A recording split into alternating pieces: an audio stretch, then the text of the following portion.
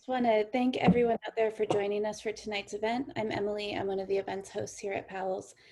Before we begin, I want to encourage you to check out our lineup of upcoming virtual events online at powells.com. We're looking forward to welcoming Nancy Pearl and Jeff Schwager on September 10th, and Leonard Milano, on September 11th, among others. Please welcome to follow us on Twitter, Facebook, and Instagram. As well, sign up for our weekly events email at powells.com.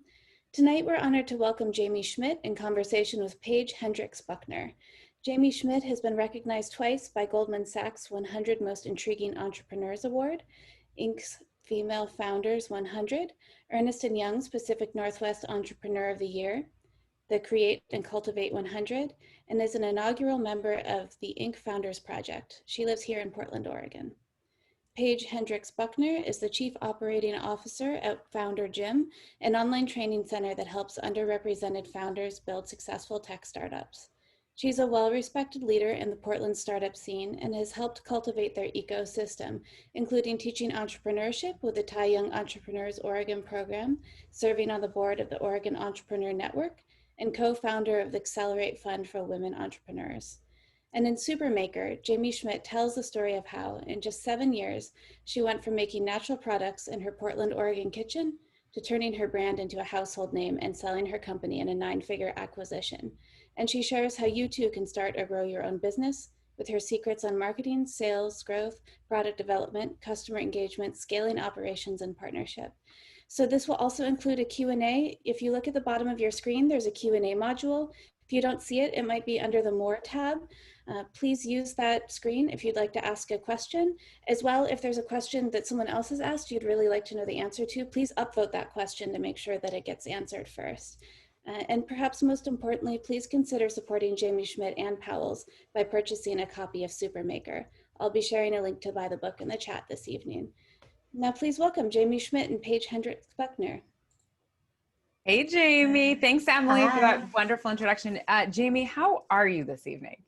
I'm good. I'm fantastic. This moment has been a long time coming, and it's really cool to be here. And I think what makes it so special is that I'm here with Powell's. I started my business here in Portland, and any author would be incredibly honored to be speaking at an event at Powell's. So it makes it extra special that it's here in my hometown. And I'm very happy for all of you that showed up tonight. I know I have some special, even friends and some family from across the country here with me. Also some fellow makers and entrepreneurs from Portland. So this is great. And thanks for agreeing to speak with me tonight, Paige. What an honor it is to be here with you, Jaime. Just a fun fact, I think you and I talked about this a while ago, but when I first started my very first business, we bought some of your deodorant for our gift boxes. And then I ended up handing out a bunch of your deodorant as bridesmaids gifts. Yes, I remember this. That was a long time ago, maybe 2012, 13. 14, yeah. I was like, when did I get married? My husband's watching. Hi, honey. I know we got married in 2014. It was a beautiful, blessed occasion. And you also just celebrated your wedding. Is it 10 years, Jaime? Yeah, 10 years. Yep. My husband, Chris, he's here watching. My son, Oliver, is also 10. I was pregnant when I started the company, so my son is the same age as Schmidt's. We're going to get into all of this, folks. I just want to welcome you this evening. Jaime, before we jump into our interview, I want to make sure that folks know how to have the best possible time here tonight. So as we said, we are here to talk about Jaime's incredible book. Look at this. Just chock full of notes already. I'm very excited to share with you all. So this evening, we're going to be talking about Jaime's incredibly engaging, fun, insightful, candid book, Supermaker. So I'm going to remind you how to stay engaged tonight to have a good time. First and foremost, our session is going to be quick. We're going to run through this 54 minutes remaining by talking through a moderated Q&A where Jaime and I are going to have a conversation together based on questions we've prepared in advance to really create a great experience for you. And then you get to ask questions. Yes. How many people have questions? Just drop a yes in the chat. We want to hear from you. So you can actually put that in the Q&A feature. Yes, look at that already. Yes, look at these. Hey to Carlos. Hey, Lauren. Hey, Nicole. Love it. So make sure to drop your questions in the Q&A feature, please, so we can get to as many as possible. Then we're going to wrap up and we're going to remind you how to buy this beautiful book. I want to remind people tonight that it's really for everyone, wherever you are in your journey, whether you're curious about starting a business and you just want to learn more, you want to read a great book because it's a great book. You want to be a creator, an entrepreneur, a founder, you already are. You are welcome wherever you are in your journey. Take notes tonight. Jaime has filled this book with gems. So I'm really excited for all of you. And once you hear something that you love this evening, if you don't already have a copy of the book, I know a few of you do in the audience, make sure to tweet out that information or post on Instagram. I just dropped the social media information in the chat for you to make it easy. So let Jaime know about the impact this experience has had on you tonight. I know she loves hearing from you. She loves good feedback, okay? So you can tweet a screenshot of her in that beautiful jacket right now, saying all these brilliant things. And then finally, I want to remind you all to have a good time. So as we're getting started, let Jaime know, where are you all calling in from tonight? We've got some Michiganders. I know this already. Where else are y'all calling in from? We got Raleigh here. Hey, Ruka. Where's that? Oh, Phoenix. Let's see here. Ooh, San Mateo. So we've got people all over the United States. Seattle, New York. Oh, nice. But, Jaime, we're all here to I talk love to it. Aw, hi, Derek. I want to give a special hello to my nieces, Maxie and Lucy. They're in Michigan. I love you. So they're 7 and 10. Actually, Maxie turns 11 tomorrow, so happy birthday. But thanks for tuning in, and I'm excited to see a lot of names I recognize and some new names as well. And I know a lot of you said you have the book in hand, so that's really cool. My mother-in-law, Pam, is on there. Hi, Pam. My mom's name is Pam. My Pam is also here. We've got my mom's name is Pam, too. Pam's everywhere. Look at, okay, so the Pams are holding us down tonight. Welcome, Pams. We love you. All right, Jaime, so let's get into this book, because I know as much as people are excited for me yelling at them, my excitement, they want to hear from you. So Jaime, and I want to give everyone a heads up, in the book, Jaime actually talks about her childhood, her background, where she grew up and all that good stuff. So I want you to get to know her a little bit better before we dive into some more of the tactical information. Jaime, tell us a little bit more about your childhood. Who were you growing up in the beautiful state of Michigan? Oh boy. Some people might describe me as a troublemaker. A troublemaker, Jaime? What does that mean? I'm just wondering who's tuning in here from my past. You're like, some things happen. I grew up in a really small town. Everybody knew everybody, right? So it didn't take much to stand out, or maybe get into a little bit of trouble. I was a good kid. I had good grades in high school, but again, it was a small town. I have one brother. His name's Jason. And I grew up with loving parents, John and Pam. They gave me everything I needed. And then I went to Michigan State for my undergrad. But I was ready to leave. Once I graduated, I just wanted to experience something new.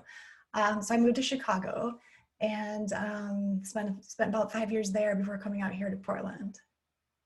I love that so much. And I know we've got some Michigan love, pure Michigan. Thank you, Mom. That is my mom. Thanks, Mom. And also Chicago here tonight, too.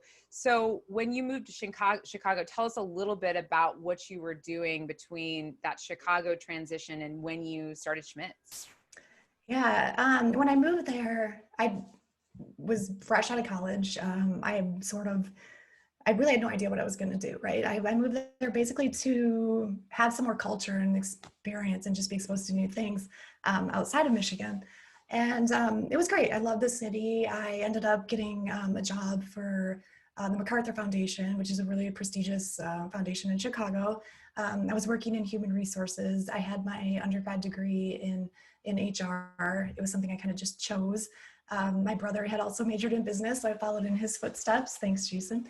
But it took me a bit to really figure out, what I wanted to do. And so once I had graduated, I started working my way up the HR ladder fast. And next thing you know, I'm in this great job with a lot of security. I had an amazing salary and benefits, and could have stayed there my whole life probably and be set. But I understood that it wasn't for me. I wasn't feeling it, and I knew that I wanted to do something different. I just didn't know what.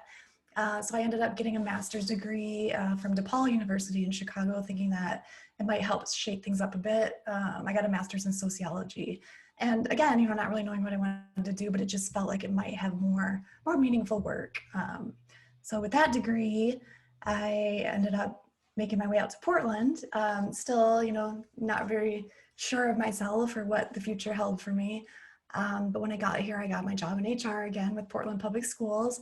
But I promised myself once I arrived that I would work only a year in the field, and then I was going to quit and figure out whatever it was that my passion was and what I was meant to do. And I followed through with that. You know, Jamie, I wanted to, first of all, call out folks in the audience. How many people have had that feeling? Like, yeah, I could do this. I could stick with this job. I could be set. I could have benefits, but there's something's off, right? There's something wrong here and I need to do something different. I love to see folks, yes, you're feeling it. So as you're feeling that and you make that commitment to yourself, then you jump into Schmidt's. And I'm going to talk a little bit more about kind of the discovery, going to Cheryl's place and the shampoo, the party. Okay, folks, Yeah. I'm not going to give away too many goods, The but party tell was us. the party. It was a huge part. It was amazing. You have to read the book to know about it. But you made this promise to yourself. How did that promise then manifest into Schmidt's deodorant? I took some time off from work, and part of what that entailed was a cross-country trip where I thought I would take some time to just sort of go inside myself and really think. I came back a few weeks later, spent a bunch of money on flat tires and car problems, but and I still didn't really know what I wanted to do, but I had an understanding that, I knew what I didn't want to do. I wanted to make a change, and I wanted to do something a little bit more, I guess, creative and more purposeful to me.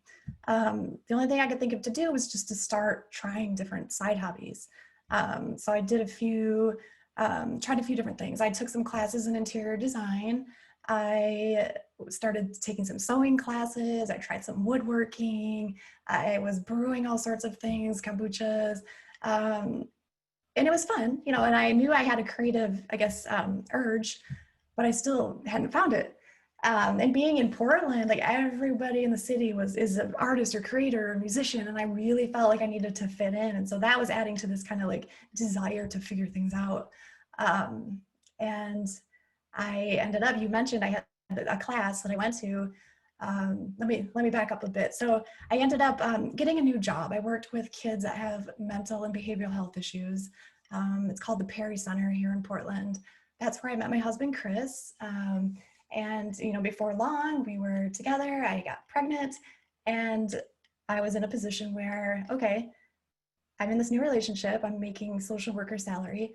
I'm happy, but I still, I need to figure out, what this career thing is.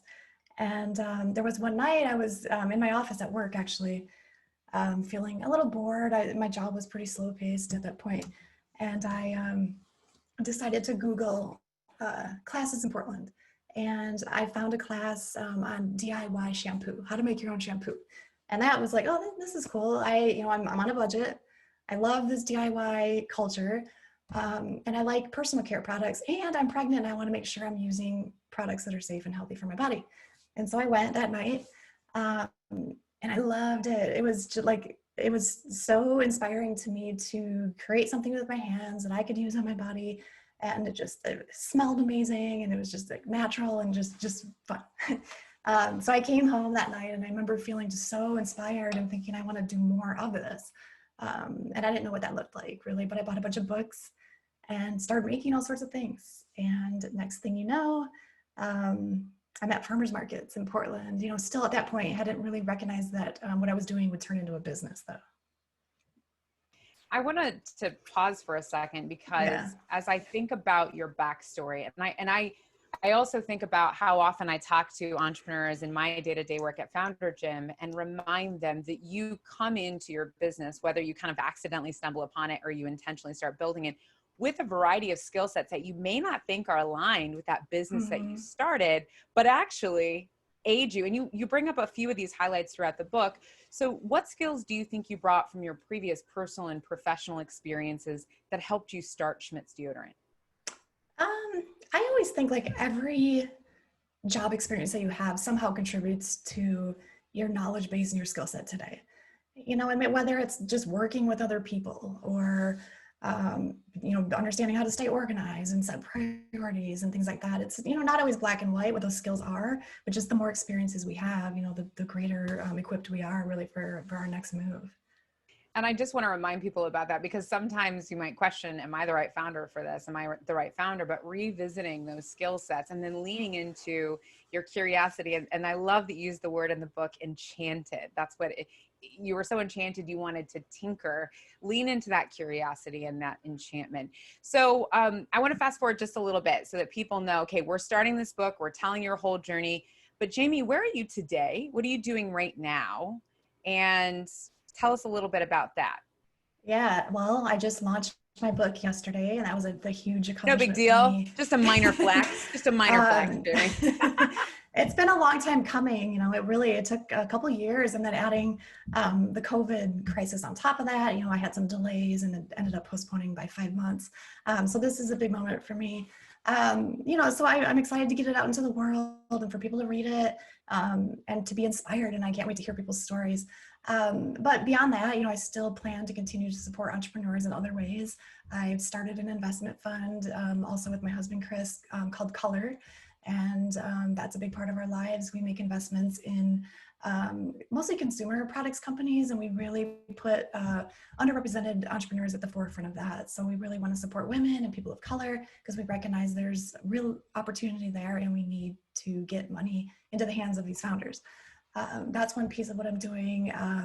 I also have the media company Supermaker, also started with Chris. And that was sort of a kind of a segue into the book. We decided to start putting out some content that was related or supportive of entrepreneurs and people looking to build and grow their businesses. We've featured a number of founders on there. And we also had a project recently during COVID called the Entrepreneurial Dream Project, which was sponsored by Supermaker. And through that program, we awarded 2 businesses a grant of $50,000 each, and then mentorship to 10 founders. And that was a really great way for us to offer our resources and support during a really trying time. And the purpose of that program was just to help keep the entrepreneurial dream alive. It's so hard starting a business as it is, and then throwing COVID into the mix. It's just there are so many obstacles these founders are facing, and so that was important for us to create this program to help. Yeah, and I just want to give a quick shout out. I think I saw Derek. They are here, and Derek was one of the winners of the Entrepreneurial Dream Project. So love to Derek and any other folks. Hi, I know Derek, I love you. Get out of here. Okay, so the book. You talked a little bit about why the book was born out of Supermaker, out of this platform that you created to tell the stories of entrepreneurs who are out there doing this work. Why did you decide to take the time to write a book? Like, why not write articles? Why a book, Jamie? Yeah, there were a few reasons. One, I felt like it was a really great opportunity to collect my whole story and all the advice that I could put out into the world, all my experiences. And I was approached by a lot of entrepreneurs, after the acquisition, asking for help with a number of things. And it took me a minute to figure out, what's the best way to support these people. There's, a lot of entrepreneurs out there that need help. Like, what can I do to reach the most people? And I understood that a book would be a great way to reach the masses. Also, there's so many just great stories to tell about my journey. So many lessons learned and mistakes along the way and things that other people can learn from. And so putting it into a book just made sense. It's also a really great way to solidify the legacy of the brand. Over time, 20 years down the road, if somebody wants to know about the history of Schmidt's Naturals, they can read my book.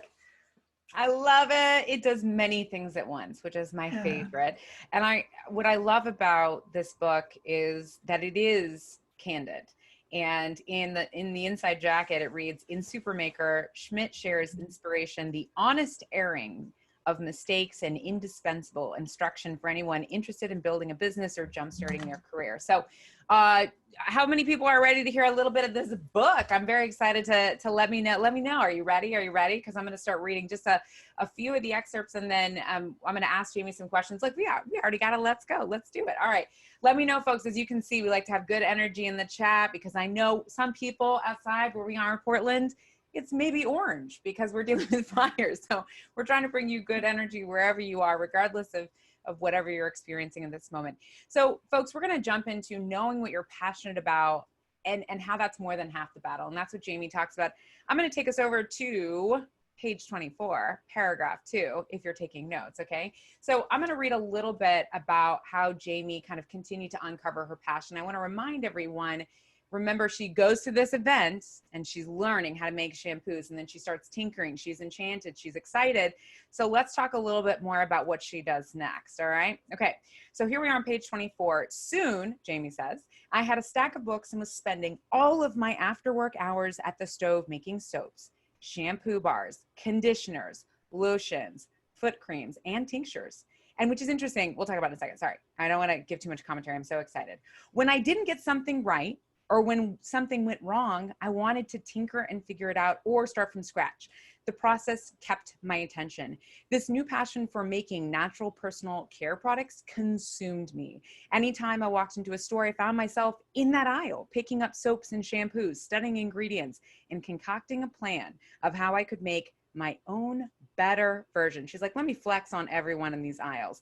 It was all I wanted to do. So Jaime, I'm really excited to talk about this because when you juxtapose your previous professional experiences that you talk about early in the book, where you didn't have a fire about your work, you felt like there was some misalignment, it's clear in this chapter that you've stumbled upon something you're really passionate about and you're following your curiosity down that path to entrepreneurship. So what indicators should people look for on their journey to their passion that demonstrates they're on the right track? I don't know that that can be articulated. I think it's more of a feeling. I had really spent a lot of time with a lot of different side hustles and hobbies and just really trying to see what spoke to me. And then I just felt this. I really understood that like I wanted to spend more time on this. I think if it's consuming you and it's all you're thinking about, and what you want to spend your time on, then that's a sign. I think, for some people, we get further along in the business and, we might get away from that feeling. And that's when it's, then you checking in with yourself, like, is this the right thing for me? And so just always paying attention to that, like, how am I loving this? And like, is it calling to me? I think there's, two really key things in growing a business, like in getting a business off the ground more. One is the internal desire, the passion, right? The love for it. And two is just how are the customers responding, right? Because the passion and the love is important, but it can only go so far. And so if you can get that customer feedback very early, which I was able to do because in Portland, I was at these markets, the farmers markets, the street festivals, talking to customers face to face and really just seeing their enthusiasm. And so I knew I was on the right track and it became clear to me that there was a real opportunity in the market. And so, those two pieces together were just the recipe for starting off on the right track. And I want to point out for folks, this is also what makes you the right founder, right? And so when you go out into the world and you're telling your story like Jaime is telling, constantly checking in with yourself helps you then build on that past personal and professional experience and previous pre-entrepreneurial land. And then you're getting excited about it. You're like, I love this. And then you're starting to build thought leadership. So Jaime, not only were you taking in information, but I love when you talk on page 38, it's paragraph 3. For those of you taking notes, just a quick reminder, take notes, everyone. I'm doing the work for you. I'm telling you where to go look for this stuff. I want to talk about how you started building thought leadership early, because I think this is so critical, especially when you're so consumed by an idea. So you write, I asked Chris, husband Chris, hey Chris, I see you're here tonight, to help me set up a simple website. He was a talented designer and had been building websites since junior high. Yes, love that skill set. And we chose the domain schmidtsbeauty.com. I also made a Schmidt's Facebook page and encourage all my friends to follow. Listen, I love it. How many people are calling their friends? You better follow me on Facebook, and encourage all my friends to follow. I began posting DIY recipes and links to articles, eager to prove I was a knowledgeable resource in that area.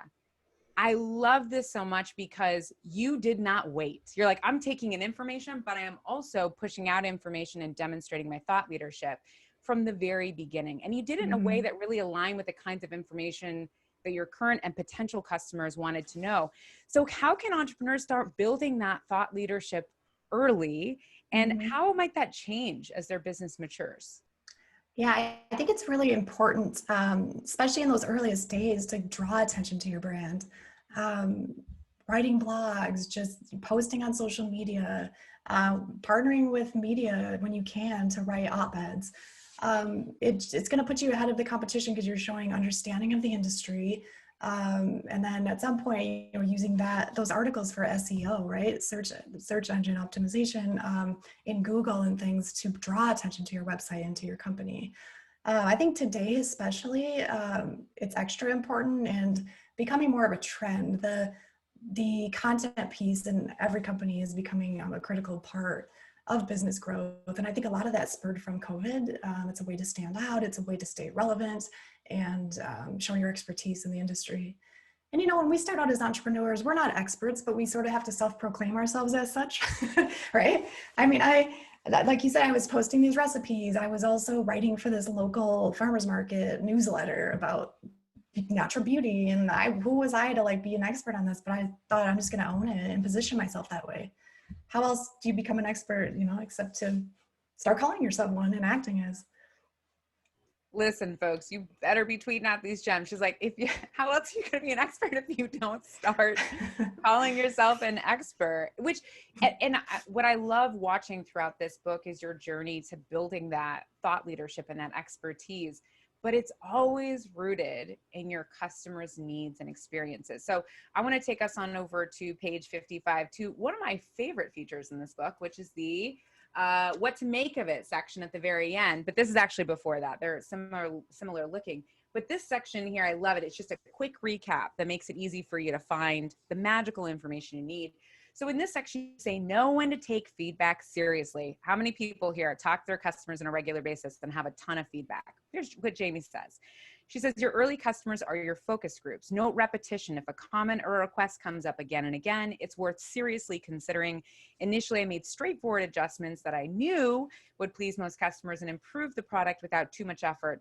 When customers repeatedly said they didn't like deodorant under their nails when applying it, for example, I started researching solutions. And don't rush it. Customers will also offer suggestions you won't take. How many people have received those? And that's okay, that happens. Or ones that require a bigger investment of your time, creativity, and money. Keep track of it all and be patient. Many customers ask about a traditional stick version of the deodorant, which I now have, by the way. I know that you have it out in the world, so I'm very happy that you decided to take that feedback, which I knew would be a big challenge involving reformulation of my recipe, along with new containers, labels, and so on. I listened, but also had to be realistic about what it might take to offer this option. Eventually, it became a reality. So as folks are thinking through their customers' wants and needs, taking feedback can feel overwhelming at times. Mm-hmm. How do you suggest that founders map out product updates so that they're aligned with their customers' wants and needs? Yeah, in the earliest days, it's so tempting to just like take everything to heart and just follow through with these, suggestions from your customers. But we have to be careful because it's one person's opinion, right? So I think you need a healthy dose of your own intuition to really ground you. Like that's a good starting point, is like, okay, I know what I want for my brand. And so I'm going to have this level of trust in my own instincts. But as you mentioned from the book, when you're starting to hear repeat feedback from people, and then you start to take things seriously. If you're starting to hear the feedback over and over, those are the things you start to really consider. And even if it's not something you thought about for your brand or your product, or it seems off, it's really worth, to researching further if a lot of people are talking about it. When you're talking about building a product roadmap, that for me with Schmidt's came later, and I'll kind of set the scene for that. When I first started at the farmers markets, I had a number of products, as you said, like the lotions and the sunscreens. And then at the markets, the feedback that I was getting the most on, or the product I was getting the most feedback on, was the deodorant. That is the product that people were really passionate about and were telling me, had filled this need. So I understood, to scale my business, that I should focus on one thing and do it really well. And that was the clear winner for me, the deodorant. I knew that retailers would be more inclined to consider my product if it was one thing. I knew that customers would be less overwhelmed if I had one product to present. So that proved to be a smart strategy. However, later down the line, adding more products to the roadmap made sense for the company to continue to grow. But the timing is really critical. If you start introducing new products too soon, then you're kind of in a more vulnerable place. So you really need to make sure you have the customer loyalty there that's going to be the backbone and sustain you through the growth and through the expansion of the company. And listening to the customers about what products they want. So for me, soap was a logical extension to my deodorant line. I had customers asking for it specifically, and also saying things like they wanted to smell like Schmidt's from head to toe. So soap was a logical extension for me. I was able to replicate my fragrances that I used in the deodorant and put them into the soap. So just really listening to customers. We ended up launching toothpaste. That was never something that was in my thinking in the early days. but enough people are asking for it. And I understood there was an opportunity to do things a little differently in that space. So we did that as well. I love that you share, listen, there's a lot of information out there and you need to follow your intuition, because at the end of the day, again, your customers aren't in it like you are every day. And by the way, some of my favorite stories in the book, Jaime, are about you in the kitchen, and listen, you're making it in pots and there's like 5 pots on the stove. There's all this stuff going on. And I can see it. It's such a visual book. And you go from that to where you are now, where your products are being sold in places like Target. One of the questions I have for you is, for folks who are trying to figure out kind of how to pace things out, are there any other tactics around pacing out? Like, okay, so I'm going to go from, glass jars to a stick. Like, do you have any other strategy for them around scale there and how to pace that out? Yeah, I mean, being realistic about your capabilities too. So if you want to change the format or expand on your product offerings, do you have the ability to do it? Like, what kind of machinery does that entail? Or if you're working with an outside manufacturer, do we have those relationships? And how much time will it spend to figure out the right manufacturer for your product? So, you're somewhat limited, right? Based on your capabilities. So just being cautious not to jump into something too soon without doing the proper research.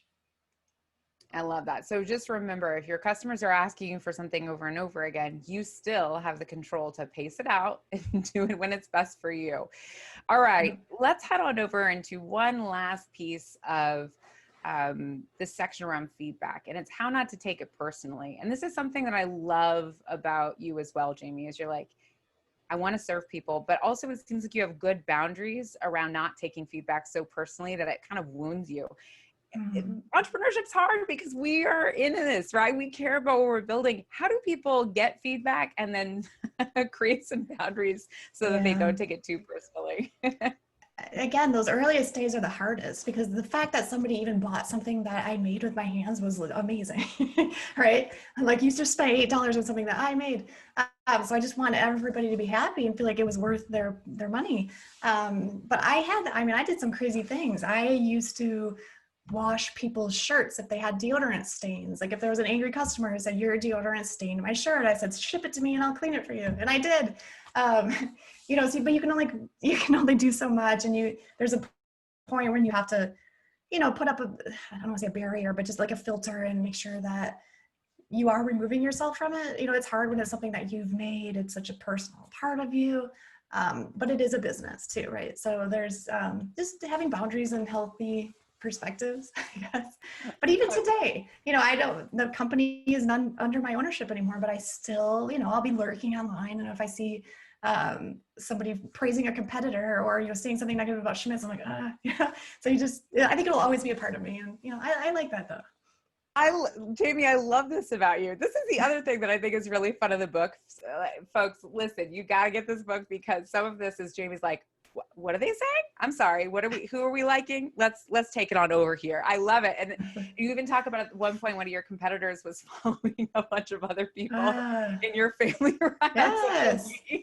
I started a Twitter account, and I had noticed there was this competing brand that had been kind of lurking or just like showing up in places.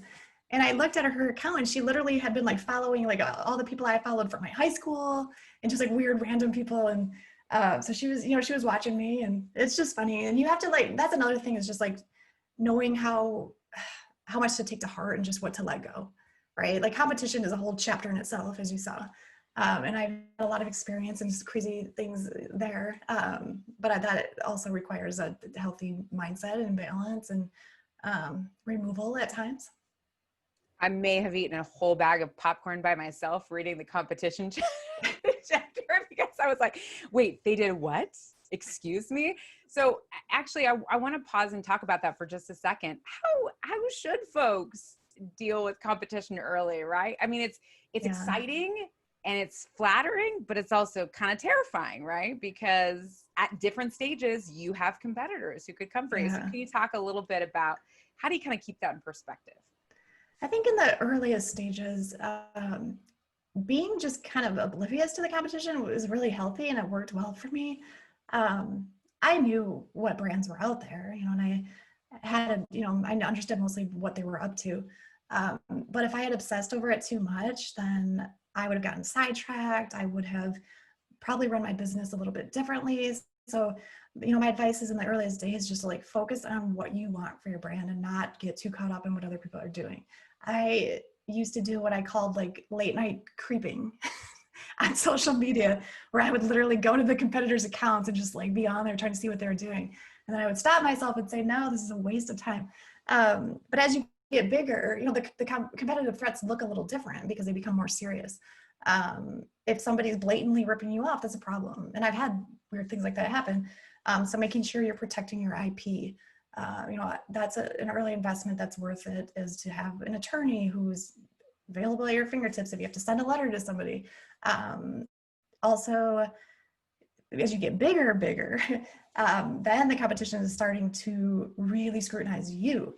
So for example, when Schmidt started selling in mass retail, we had some competing brands, some of these bigger heritage deodorant companies that noticed us, and they started to scrutinize things like my claims on my packaging. And and I was doing things wrong for a while. I actually had made a few claims that weren't substantiated. It was not on purpose. It was just me being ignorant. Things like, outlast the competition, or #1 deodorant across the world, or whatever it might be. Like, you can't make these claims without having like clinical studies to back up every word. So then those competitors were noticing and sending me the letters. And so it's just, there's a lot to learn in that department. It can be really overwhelming. But I think just like making sure, if I had to give 3 tips to take away from this, I'd say don't obsess over the competition. I'd say make sure you're protecting what's important to you, your brand assets, get an attorney. And third, I guess kind of on that same note, it's just like know what kind of claims you're making and stuff. And just stay ahead. There's always going to be brands coming up. You have to find new ways to talk about your product. You won't stop brands from popping up throughout the growth of your business. When I started Schmidt's, there were just a few natural deodorant brands. Today, there's hundreds. And so it was up to me to constantly refine my messaging, refresh the way I talked about my brand, and always be one step ahead. Always be one step ahead, folks. I mean, I think that's one of the biggest gems out of your book that I appreciate is your curiosity helps you stay competitive, Jaime, and not just in the book at the beginning, middle, end, but now. I think that's what helps you stay competitive as a thought leader, as well as you're continuing to lean into that curiosity. So I want to remind folks to do that. Let's talk about jumping in with both feet, right? So you decide that you want to start working on Schmidt's deodorant, and then it's time to take the full-time leap because you are hustling very hard. You are a mom. I loved hearing about this. I feel like, and I'm curious if we have any other moms here. I think we have a few because we've already named the Pams. We know the Pams are here. And I believe my sister-in-law, Gina's here. Hi, Gina. So when I think about you are like, you're a mom, you are a partner, you're a business owner, and you are hustling. And you're like, it's time to go all in. You talk about this beautiful, I love it so much. So folks, I'm going to read this excerpt now about trusting when it's time to go all in. And I'm on page 89. For those of you following along. By the end of 2012, my local retail accounts were emailing and calling to say my product was selling like crazy. I'd be mid-deodorant making in the kitchen when I'd see the time and realize I had to rush to my shift at Grow and Make or the herb shop, or I'd get a call from a spa in need of a few new gallons, folks, of lotion. I simply didn't have time for it all. I was ready to quit the part-time gigs that had been helping fund my company. Chris and I knew how much we needed each month to survive for rent, food, childcare, and between his jobs and savings and the knowledge that my parents could likely help in a pinch and the faith that my business would continue to grow, we felt secure enough financially for me to go all in on deodorant making. Chris and I were a team. He often helped with Schmidt's tasks, but more importantly, his schedule allowed him to share household and childcare responsibilities equitably and to pick up the slack when I got busy. That was huge. It wasn't always comfortable, but I was able to tolerate risk and uncertainty pretty well, and that helped me take a leap of faith. I was ready to put my whole self into Schmidt's. I knew if I invested all my time into my business, I could break beyond the limits of what I'd initially dreamt was possible. I love this story. One night in December, as the holidays approached, I had a dream that my mom and grandma attended a craft fair and came to my booth. My grandma, Nori, who had recently passed away, said, "Wow, this looks really nice." Mom said, "Jaime knows what she's doing." Grandma laughed her little laugh and said, "Why, I know she does, Pam." I woke up the next morning and wrote down my dreams so I wouldn't forget, though I wasn't entirely sure that I did know what I was doing. Hearing them voice their faith in me, even in a dream, made me feel reassured that I was on the right path. So shout out to Grandma Nori and also to Pam. We love you so much. So I got really emotional reading that story. And the reason why is because it's such a hard decision to make, to go full-time, even when everything feels like it's set up. So before we talk a little bit more about what happened with Grandma Nori, what should founders have in place personally and professionally to become a full-time entrepreneur focused on building and growing their business?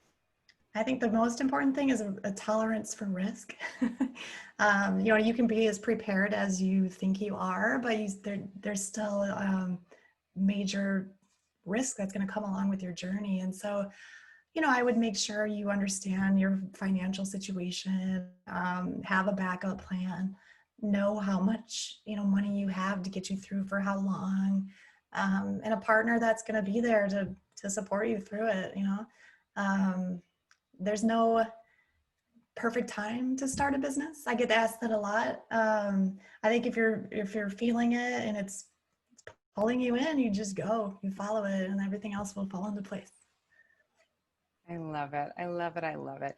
And for folks who are afraid to take the leap, maybe they don't have a Grandma Nori coming to them and reminding them, what would you say to them, and how would you encourage them? It does ultimately come down to just your confidence in yourself. You can have the strongest support network, which is so key and so special. But if you don't believe in yourself, you're not going to go as far as you might want. And so I think it's just a relentless, just like love for your work and a confidence in your ability to pull it off. And your confidence in your ability to pull it off.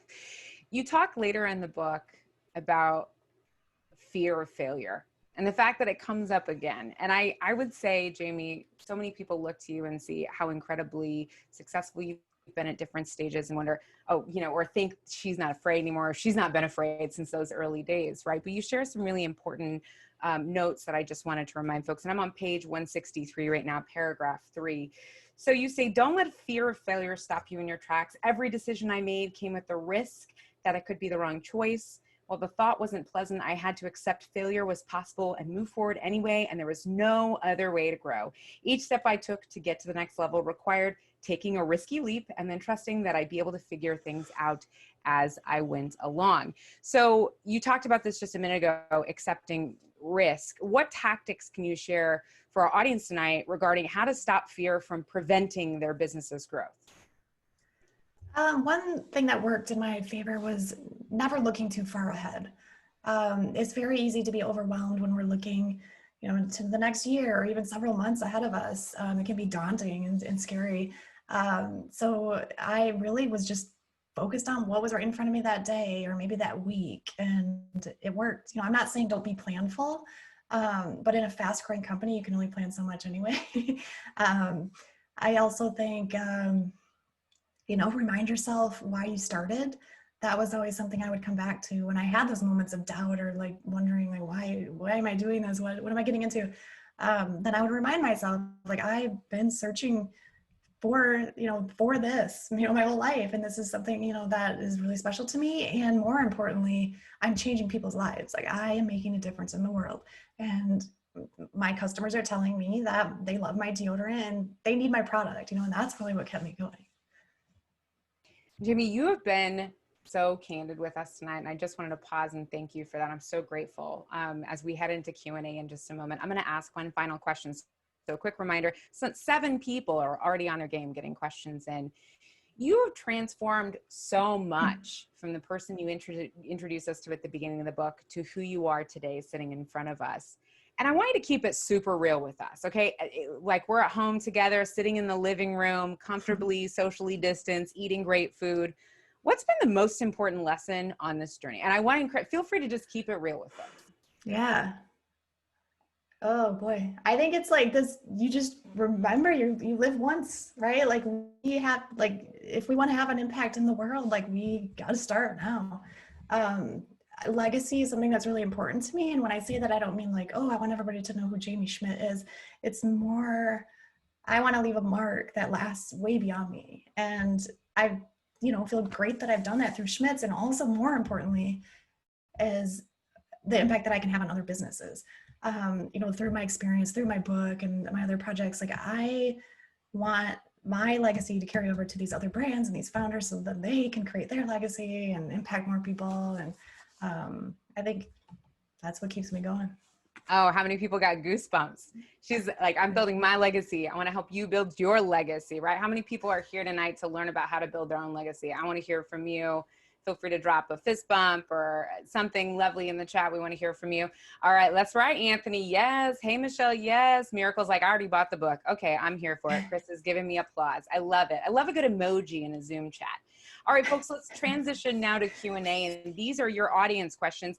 If you want to ask a question and you dropped in the chat earlier, bless you, I'm not going to be able to see it. So I'm going to need you to click on the little Q&A feature in the Zoom bar and then drop your question in there. You can ask anonymously, you can ask with your name, whatever. We honor you wherever you are. And then Jamie's going to give us really great quick answers so we can get to as many questions as possible as we head into the final 12 minutes. All right, so I want to take it on over to Lauren Fitzpatrick Shanks on over in Arizona. Lauren says, Jaime, did you do any fundraising for Schmidt's or did you bootstrap it completely? I bootstrapped the majority of the business. So basically, the earliest years were funded by these side jobs that Paige talked about. I was picking up jobs, making private label lotions for local spas, building DIY kits for a local e-com retailer. And that sustained me up until we built out our D2C strategy, our e-commerce sales on our own website, which I give credit to Chris for. And that was in 2014. And so once we had that strategy set up, that money was coming right back into the business and we could put it right back into operations. I brought on a business partner in 2015, but that was more of just a partnership, less about cash. There was a small investment that bought us a machine, and that helped us continue operations, I guess. But bootstrapped. I mean, it was tight. We never once raised VC funding. When we got to the point of acquisition with Unilever, money was very, very tight. And at that point, we did start to entertain some conversations with investors, but Unilever came in at the right time and we were able to partner with them and then have their support to continue to grow. And can you clarify for folks who came in a little bit late too, what do you mean by we were able to get Unilever support? Can you talk a little more about that? Yeah, the business got acquired in 2017. Unilever bought out Schmidt's completely. And once we were in their family, those financial stresses were no longer mine. So, they had capabilities beyond like anything that Schmidt's could ever have. Consumer insights, distribution, supply chain, and cash. In cash, she says, in cash, which she is using to go on and continue to support other founders in her work at Supermaker and Color. So I love, Jaime, I love that so much. Great question, Lauren. Taking it on over to Anonymous. They say, I love the early support of your family, friends, and partner at the start of your business. Do you have any advice for a solo founder who may lack that support from family and friends? And this person says, asking for myself. We got you, Anonymous. Yeah, I think, try to build out a community of other entrepreneurs. There are so many resources today where we can go online and just find other people looking to network. There are a lot of organizations. It's easier in person, obviously. During COVID, it's a little more challenging, but they still do exist. I think even social media, like Twitter is a really great place for a new entrepreneur. I see brand new founders on there who are getting so much support and so much advice for free. And it's a great place to network. So if you don't have a Twitter account, definitely set one up. Find me on there and I'll help support you and amplify your brand. But yeah, and then just going inside, right? Believing in yourself, like I said. I also love Twitter. Hey, Anthony, shout out to Anthony, a member of the FG community and also great at Twitter.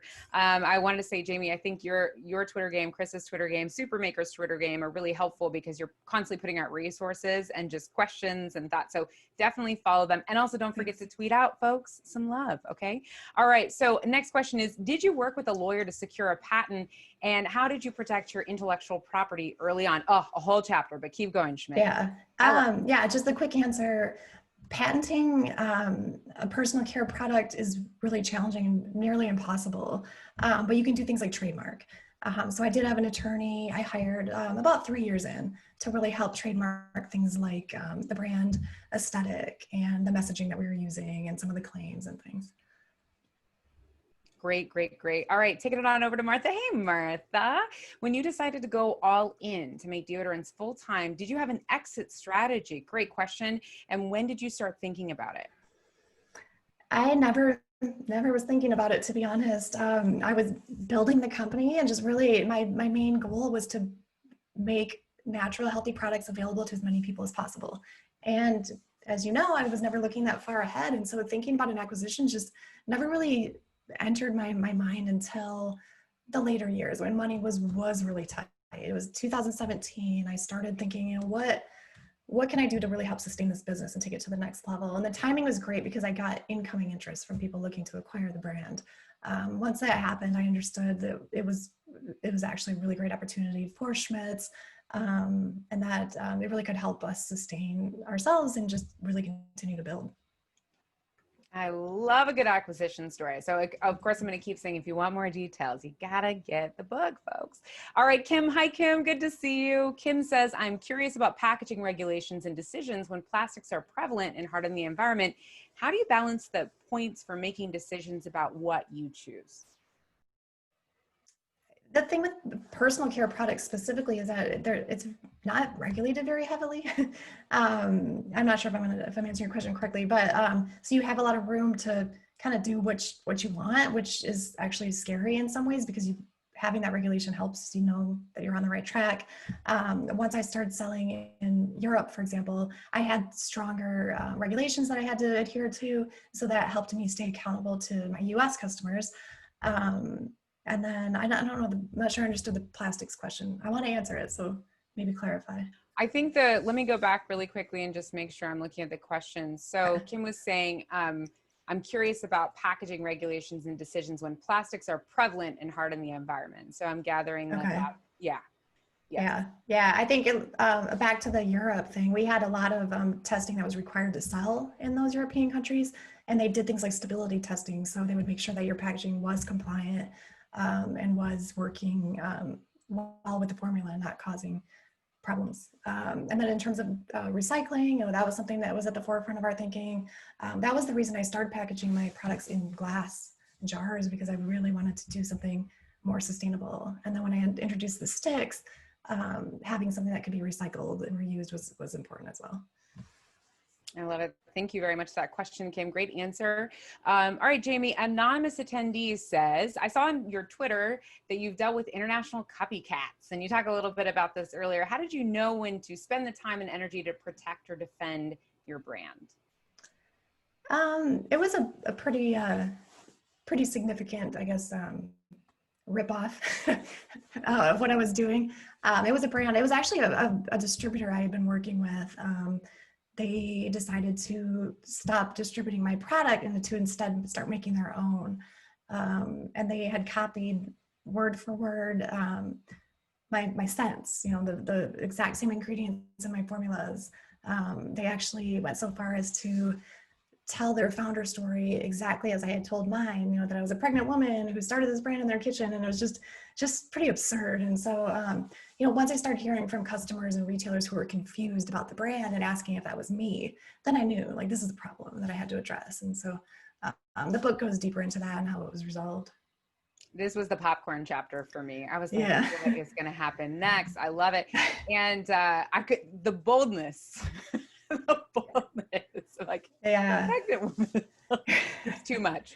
All right. So I want to take it on over to Erica. Hey, Erica, once you got into stores, how did you attack the marketing aspect, or did the product just sell itself? More jewels in the book, but Jamie, if you could give us a quick answer.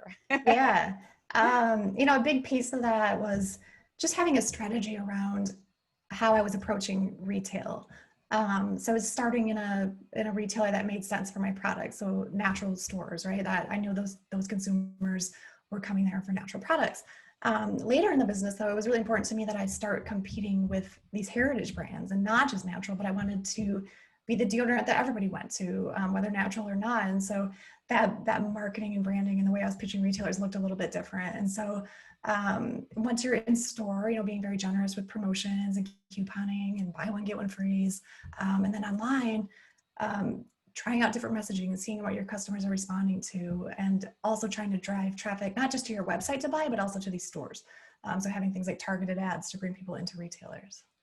That's a lot. There's a lot there. The book is really helpful for this. Yes. Yeah, it was really helpful. This is something that I wish I would have had when I was starting my, I mean, you really do break it down in the book about the support you got and the vision. And I won't take it away. It's so fun. I love this book so much. All right. Another question from Patricia is, did you always work in your kitchen until you sold your business? No. I ended up keeping manufacturing in-house. But there was no way I could have sustained that on my stovetop. So basically we ended up moving, I think, about 4 times across 3 different years, up to like 20,000 square feet. So I was running a full-fledged manufacturing facility, which in itself is not, that's a whole other beast and kind of like obstacle to manage as an entrepreneur. A lot of companies, they have the product idea, but then they outsource the production, and they're focused on the marketing and the accounting and everything that's, right in front of them. But when you have a manufacturing facility that you're managing too, like that adds a whole other level of stress and setbacks and craziness. So I dealt with all of that in scaling Schmidt's. I love it. And you're going to get to read about some of the scaling magic. Kind of a follow-up question to this is, a Miracle. Hi, Miracle. Good to see you. How did you know it was time to move into a mass production space? And when was it time? Where did you start? If you wouldn't mind sharing. Yeah, just literally outgrowing my space. I had first basically turned our kitchen into a lab and a shipping facility, and we just couldn't sustain it anymore. And I slowly scaled up. It's very difficult to predict how much space you're going to need. Like, there's no magic formula. So we were moving frequently, and that's expensive and it's very time consuming. But it's hard to predict, how much space you're going to need. And so every office that I went to, within a few months, there were boxes surrounding me and I could barely move. And, we kept spreading out and growing. It's a great problem to have. I love it. All right. The last question I'm going to get to tonight is from Anonymous. At what point, if at all, did you work with a cosmetic chemist on perfecting your formulas? I never did. Actually, at one time I was having a formulation problem, and I went to a chemist for advice, and she told me that the ingredients I was working with weren't meant to work together, and what I was trying to do was impossible. And so I just blew that off and I kept at it. So yeah, that was never in my process. It was just this commitment to like make the best formula, and I never gave up. It was so hard though. I mean, especially once I formulated the stick deodorant, it's really challenging to use natural ingredients in a deodorant stick, because you need things like propylene glycol to get the glide that feels good on your underarm, but that's not natural, so I wasn't going to use it. And so a lot of complications there. It wasn't easy, and it was a work in progress for a long time. I love it. Jamie, it is time for us to start wrapping up together. I want to just remind you all, show Jamie some love in the chat. Let her know that you loved what you heard today, that you appreciated her. Just give her a little, hey, thank you, Jamie, anything like that. I know she'll love to hear from you. Thanks. I also want to remind you, please don't forget to tweet out Jamie's top gems here. Feel free to tag me too, because I love retweeting. Jamie, my question for you as we wrap up, 2 things. Number 1, you said Twitter. Where else can folks keep up with you? Because you have so much more to do. I know. Yeah. Buy the book. That's the best way to stay connected. But then, beyond that, I do want to hear like what you got from the book, what spoke to you, what helped you. Twitter's great. Instagram, I'm on there as Jaime Schmidt, LinkedIn, all the places, all the social media. Every place, all the places, she's there. She's checking out things at night. She's around here. She's lurking. Okay. She's getting it done. Listen, I loved your final takeaway, your final paragraph in the book, but I actually would love for you to share, what is your final takeaway for attendees tonight? Maybe something that's like, they really need to get into in the book, or something that is just really on your heart tonight.